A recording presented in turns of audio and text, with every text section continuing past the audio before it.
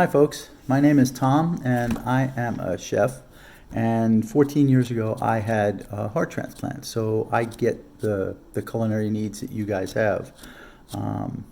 I served 24 years in the Army. After that I got my culinary degree at the Culinary Institute of America here in San Antonio.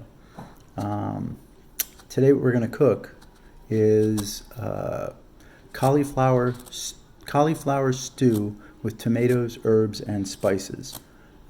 This recipe can be scaled up or down for as many people as you have to feed or as few people as you have to feed.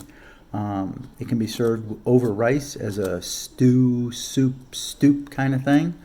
For those of you not concerned about the gluten aspect, nice piece of crusty bread with this is amazing. Another thing you could do with this is drain off the broth and serve the vegetable component of this as a side dish for roasted chicken or a nice pork tenderloin. So if you guys are all ready, let's go cook. So come on over and we'll show you how to prep some of these vegetables for the stew. All right, first we're going to go with an onion. For those of you that don't know how to properly cut down an onion, you're going to take the top and the bottom off and throw that in your compost bin. You're going to cut the onion in half through the top, and you're going to lay it in front of you. What you're going to do is you're going to slice almost all the way through the onion like that. I left the back part closed, and you're just going to keep doing that kind of roughly. It doesn't have to be perfect. It's going to taste just delicious no matter how you cut it actually, but this is the easy way to dice it up. Turn it this way, and then just cut right down through it, and as you can see, you've got almost wonderfully diced onions, right? So we're going to use one medium onion for this recipe. So we're going to finish this one up. When you get to the point where where you hadn't cut through the onion, lay it flat and just run the knife through it and move it all out of your way. Simple enough? Now with a recipe like this, this is going to cook up rather fast once you get going. So it's beneficial for you to get all your ingredients cut up and ready to go before you even start cooking. So what we're going to do now is we're just going to go through a couple of the other vegetables that maybe you don't use, maybe you do use, but this is the way we're going to prepare it for this soup. Next thing up, we're going to use, we need some tomatoes cut. The recipe calls for 4 medium-sized tomatoes. What you're going to do is cut the top off where the stem is, and then you're just going to cut through the tomato roughly so that you're going to wind up with some nice small diced pieces. So you're looking for something like that. Okay? Again, nothing fancy. Oops, I don't know if I've got room in there. Yeah, we'll make it work. All right. One of the other ingredients we have to put into this is kale. We've chosen dinosaur kale because it's readily available at the at the grocery store. Dinosaur kale is easily found, identifiable by the very curly edges and the very tough leathery leaves. Normally, if you're going to put this in a salad, you would put it in a bowl and then squash it with your hands a lot and mush it up, and it makes it softer to eat. We don't have to worry about that because we're making a soup and it's going to sit in hot liquid and break down by the heat. So what we're going to do is we have to take the leaves off. One simple way to do that, grab the stem, grab the leaves, and just pull. And usually it comes all the way off. This one didn't, so just hold the stem and peel it out. You don't want the stems. The stems are hard and woody, and they're not pleasant to eat. They're edible, they're just not pleasant to eat.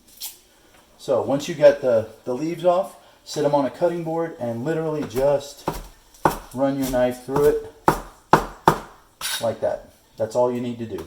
Next we've got jalapeno. Some jalapeno goes in. I think I've got enough cut, but for those of you that aren't familiar with jalapenos, the heat, it all resides in all this white stuff, the white membrane that's inside. So if you don't like heat, cut it out. If you like heat, feel free to leave it in. But it's easy to take out. Run the knife along the edges like that. Push the the pepper back like this and just slide your knife right under to get that middle membrane. Throw that in your waste bucket. Now you have a nice clean pepper. Now for the size that we want this to be very small. So what you're going to do is just barely hit the edge of the pepper with your knife, and you're going to come up with real thin, paper thin slices like this. Line them back up, and then just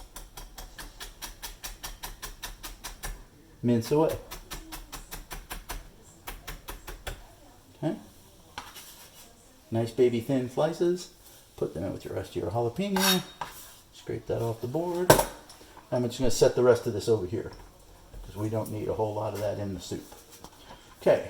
The last thing that is maybe unfamiliar to a lot of you, don't know how many of you like cauliflower, but it's kind of amazing. It takes on the flavor of everything you put in. So this is going to taste like the wonderful spices that go into this soup. In order to do what we need to do, you got to get rid of all this stuff. So what are we going to do? Right down the middle. And then on the back here, you can kind of see where it's all connected. Start where it's connected at the top and go right down the angle there and throw that away and throw all this stuff that fell off away. Then what you're going to do is take your knife and just think spoon size. You want to make these the size of something that will fit on a spoon when you're eating it, right? That way you don't wind up with a mouthful of something you can't chew or it's falling off your spoon and hard to eat. It doesn't have to be pretty. Enough of the pieces are going to hold their shape so that when you see the soup, you'll be able to identify that it is cauliflower. See? That just comes right off. Let's go ahead and get this started. So what we're going to do, you need a pot about 6 quarts. We're going to turn that on to a medium-high. And then when the pot gets hot, and the way you can tell that, don't put your hand on the pot. Just put your hand about 3 or 4 inches above the bottom of the pot. And when it feels hot to your hand, then you're ready to cook. If you put the oil in, it takes it too long, it cools the pot down. It takes a lot longer for everything to get heated up and ready to go. As we're talking through this recipe is both gluten-free and casein-free, meaning that there's no gluten involved and there's no casein, which is the milk protein. They both kind of go hand in hand with some illnesses, and a lot of people like it because it doesn't cause, there's no inflammatory items here. One of the spices, as a matter of fact, we're using is turmeric. A great anti-inflammatory, and it's just good for everything in your body. So we're using coconut oil. Again, it's not a manufactured oil. It's a natural single source oil, much like olive oil or sunflower oil or grapeseed oil. Any of those would be good, but with the other flavor profiles in this, coconut oil seems to work about the best. Okay, once you get that hot, you want to look at it, and you'll see it's kind of shimmer when it's ready. And then, again, once the pot's hot, you add the oil. Once the oil's hot, then you start adding in the ingredients. And what we're going to start with today is cumin seeds.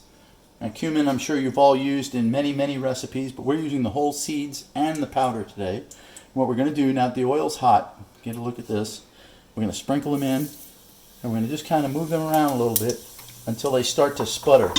You'll hear them.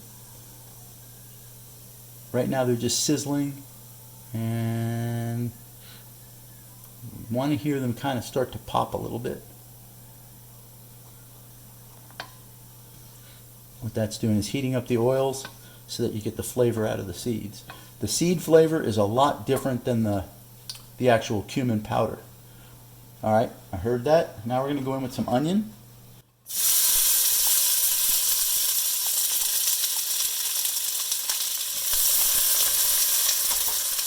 And turn that down to medium. Now let that soften up just a little bit. Don't be afraid of the noise. Noise means you got deliciousness happening.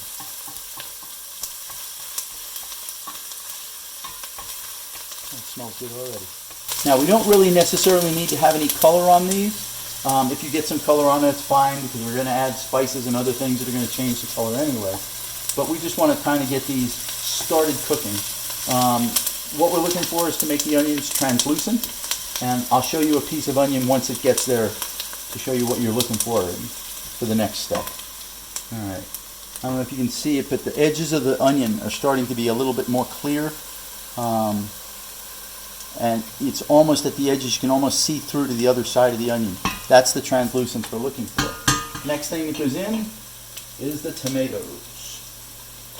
Now what we want to do with the tomatoes here is kind of soften them up and start them to break down. Now, the next step is actually where this recipe becomes the easiest thing to cook,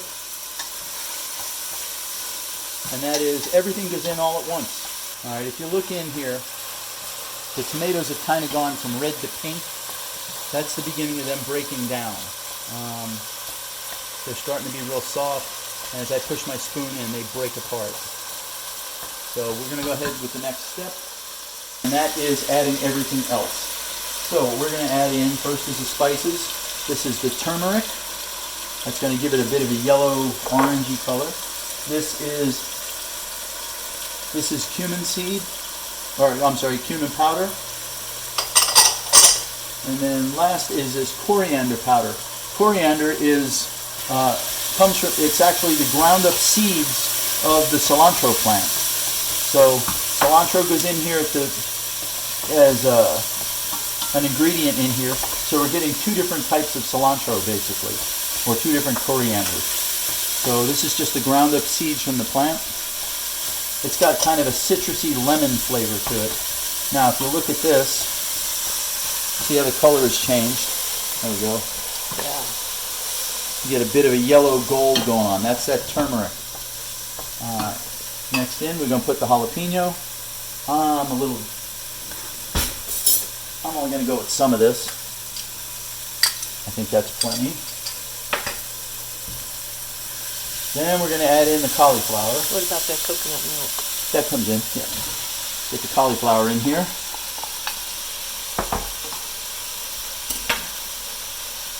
Party prep. Okay, we're going to get that in. Now I'm going to put the coconut milk in before I put anything else in. We've chosen the Chowco. You can get this at H-E-B. You want unflavored coconut milk, unsweetened coconut milk. I guess you could go with the sweetened coconut milk, but then this is going to be more like a dessert flavor. There we go. And it quiets down somewhat.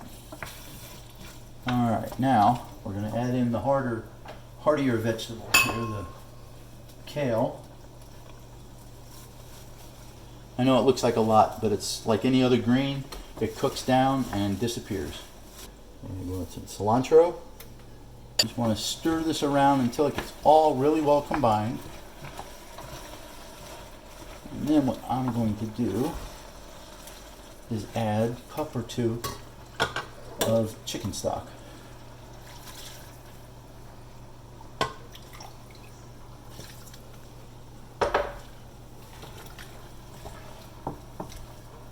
And now, the hardest part of all is to wait. Mix that all in.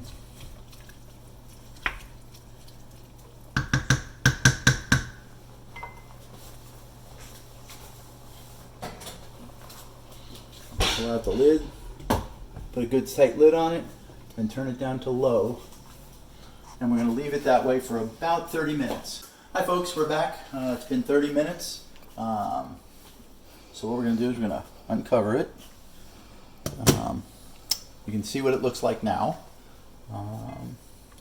Everything's all come together. The cauliflower is nice and tender. The kale is broken down, and the spices have just run through everything in the pot. One thing I did forget to mention earlier when we were putting this together is one of the ingredients, I left it in my refrigerator, is ginger paste. Now you can either get this at H-E-B and squeeze a little bit into your pot. Oops, there we go. it just comes out like that. It's just ground ginger. And what I did was I opened the pot after we had filmed, and I squirted in the teaspoon that it calls for, and it just melts right into the soup. Nothing special, very easy to do. Now, if you look at this soup now, you can see it's nice and loose. That's because we used the chicken stock. We probably could have got away with just using the coconut milk, but I like to feed a lot of people, and this is one way to stretch it, is turning it into a soup. Now, if you do like it a little thicker than this, what you can do right now, before we serve it, is you take some coconut cream, which is a little different. Again, unsweetened coconut cream. Okay, and add just a little bit. And stir that in. One, it's going to make it silkier, it's going to make it richer, it's going to make it delicious. And add a little salt and pepper, because that's going to be, think of this as milk or cream, same thing, so it's going to be a little blander. So just a little bit of salt in there.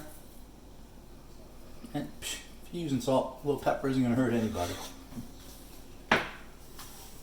Okay, once you get that all stirred in, go ahead and turn it off. Now what you're looking for, find a nice big piece here. Alright, we got the big piece of cauliflower. We're going to move it over here to the cutting board.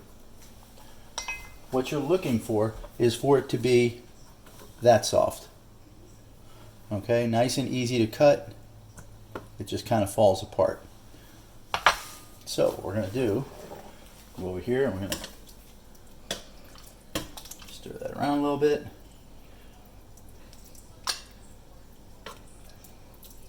I'm going to take up a bowl. Come over here. I'm going to take a little bit of that cilantro that we put in earlier. And we're just going to put a little on top. Now that's served with either over some rice or with some rice. For those of you that are not gluten-free, a nice piece of crusty buttered bread is amazing with this. If you really wanted to keep this, if you wanted to add some protein to this or really beef this up, you could take some canned chickpeas, rinse them out in a colander, rinse all the salt off and all the broth that comes in the can, rinse that all off, and about halfway through the cooking, dump them into there, stir them around, and that's going to it'll beef this up even more. Again, you're getting more protein from the chickpeas, you're getting a filler, it really makes you full when you eat that, and it really goes well with the cauliflower and the kale. But other than that, simple dish, gluten-free, casein-free, yummy and delicious. Use it as a side or serve it over rice as a whole meal. That's all we got for right now, folks. Thanks for watching.